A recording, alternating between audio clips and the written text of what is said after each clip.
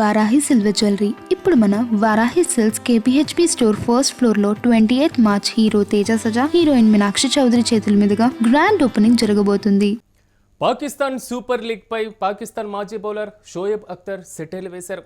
పిఎస్ఎల్ దుకాణం త్వరలో బంద్ కాబోతుంది అంటూ సంచలన వ్యాఖ్యలు చేశారు. పిఎస్ఎల్ విలువ రోజు రోజుకు పడిపోతుందన్నారు. అయితే ఐపీఎల్ ముందు పిఎస్ఎల్ పనికి రాకుండా పోతుందంటూ కూడా షోయబ్ కామెంట్ చేయడం జరిగింది. విదేశీ ప్లేయర్స్ పిఎస్ఎల్ బదులు ఐపీఎల్లో ఆడేందుకు ఇంట్రెస్ట్ చూపిస్తున్నారంటూ కూడా షోయబ్ కామెంట్ చేశారు. ఇప్పటికే చాలామంది ప్లేయర్స్ పిఎస్ఎల్ వీడారని, అయితే ప్రపంచవ్యాప్తంగా ఐపీఎల్ భారీ వాల్యూ తెచ్చుకుందంటూ కూడా ఆయన ప్రశంసల వర్షం కురిపించారు. అయితే పిఎస్ఎల్ మాత్రం ప్రేక్షకులు లేకుండానే మ్యాచ్లు ఆడుతుందంటూ కూడా సెటైర్స్ వేశారు.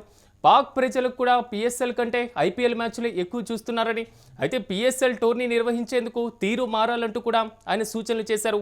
ఇక ఇదే అంశానికి సంబంధించి మరింత సమాచారం విశ్లేషణ చేయడానికి స్పోర్ట్స్ జర్నలిస్ట్ వెంకట్ గారు నాతో పాటు జాయిన్ అయ్యారు. వెంకట్ గారు నమస్తే అండి. ఓవరాల్గా పాకిస్తాన్ బౌలర్ షోయబ్ కామెంట్స్ని ఎలా చూడాలంటారు? ఎందుకంటే ఐపీఎల్ కన్నా పిఎస్ఎల్ పూర్తి స్థాయిలో చాలా వరకు దిగజారిపోయిందంటూ కూడా ఆయన కామెంట్ చేసినటువంటి పరిస్థితి కనబడుతుంది. అంటే ఈ ప్రశంసలు ఏ విధంగా తీసుకోవచ్చు అంటారు?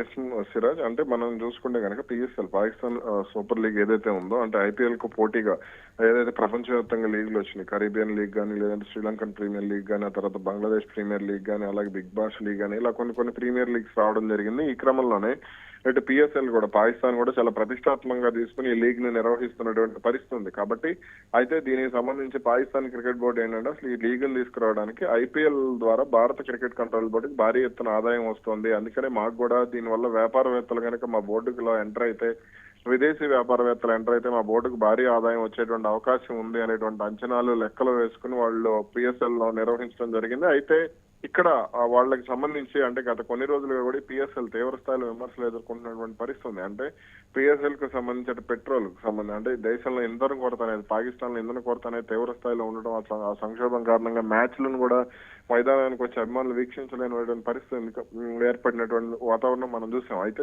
ముఖ్యంగా ఏదైతే ఇంధన కొరత కారణంగా వర్క్ ఫ్రం హోమ్ కానీ, అదేవిధంగా మరికొన్ని అంశాలకు సంబంధించి కొంత పరిమితం చేసినటువంటి పరిస్థితి ఉంది. ఈ నేపథ్యంలోనే ఇక అటు మైదానాలకు ప్రేక్షకులు కూడా రావద్దు, మీరు కొన్నటువంటి టికెట్లను కూడా మీరు రిఫండ్ చేస్తా ఉంటూ కూడా పాకిస్తాన్ క్రికెట్ కంట్రోల్ బోర్డు అధ్యక్షుడు ఎవరైతే మొహసిన్ నక్వీ ప్రకటించారు. ఈ క్రమంలోనే తాజాగా పిఎస్ఎల్ కు ఆదరణ పడిపోతోందంటూ కూడా షోయబ్ అఖ్తర్ చేసినటువంటి కామెంట్స్ కరెక్ట్ గానే ఉన్నాయి. ఎందుకు అనంటే మైదానాలకు ప్రేక్షకులు వెళితేనే దానికి సంబంధించి ఆదరణ ఉంటుంది, లేదంటే మాత్రం ఆ పరిస్థితి అనేది చాలా ఇబ్బందికరంగా ఉండేటువంటి అవకాశం ఉంది. ఎందుకు అనంటే చాలా వరకు కూడా అటు ఆదాయం వచ్చే విషయంలో కానీ, లేదంటే అటు ఆటగాళ్లకు జోష్ ఇచ్చేటువంటి విషయంలో కానీ కొన్ని అంశాలకు సంబంధించి అటు మైదానాలకు ప్రేక్షకులు రావడం అనేది చాలా కీలకం. అదే విధంగా ఇక్కడ తెహ్రీక్ తాలిబాన్ సంస్థ ఇంకా దానికి అనుబంధంగా పనిచేసేటువంటి మరో ఉగ్ర సంస్థ కూడా కొన్ని కీలక హెచ్చరికలు, అంటే స్టీవ్ స్మిత్ కానీ, డేవిడ్ వార్నర్ లాంటి ఆటగాళ్లను కూడా మీరు వస్తే చంపేస్తాము, అదేవిధంగా ఇతర దేశాలకు సంబంధించినటువంటి డెవాన్ కాన్వే కానీ, లేదా మోయిన్ అలీ కానీ, ఇలా కొంతమంది ఆటగాళ్లు వస్తే మేము చంపేస్తాము అంటూ కూడా వాళ్ళు చేసినటువంటి హెచ్చరికలు కూడా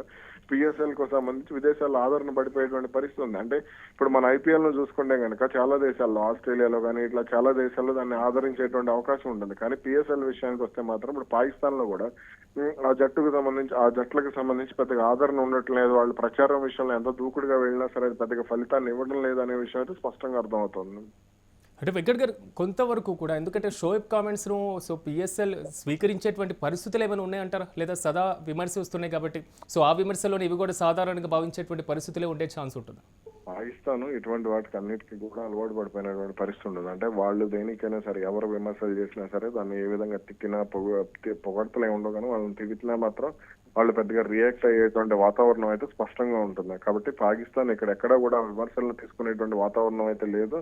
దానికి సంబంధించి వాళ్ళు కూడా వాళ్ళ వైఖరిని కూడా మార్చుకునేటువంటి అవకాశం అయితే ఈ మధ్యకాలంలో ఎక్కడా కూడా కనపడటం లేదు. ఇప్పుడు చాలా దేశాలు, ఇప్పుడు బంగ్లాదేశ్ కూడా తమ కొన్ని సందర్భాల్లో వాళ్ళ వైఖరిని మార్చుకుంది. కొత్త ప్రభుత్వం ఏర్పడిన తర్వాత భారత్ తో సత్సంబంధాల కోసం, భారత క్రికెట్ తో సత్సంబంధాల కోసం వాళ్ళు ప్రయత్నాలు చేయటం, అలాగే 2024 ప్రపంచ కప్, 2026లో జరిగినటువంటి T20 వరల్డ్ కప్ కి సంబంధించి ఎందుకు ఆడలేదు అనే దానికి సంబంధించి వాళ్ళు ఒక అంటే అంతర్గత విచారణ జరపడం, కమిటీ వేయటం ఇవన్నీ కూడా జరిగినాయి. కానీ పాకిస్తాన్ క్రికెట్ బోర్డు మాత్రం అందుకు సంబంధించి ఎక్కడా కూడా అనుకూలంగా ఉండేటువంటి, వాళ్ళు మార్చుకునేటువంటి వైఖరి అయితే వాళ్ళలో ఉండదు అనేది మనం స్పష్టంగా చెప్పుకోవచ్చు.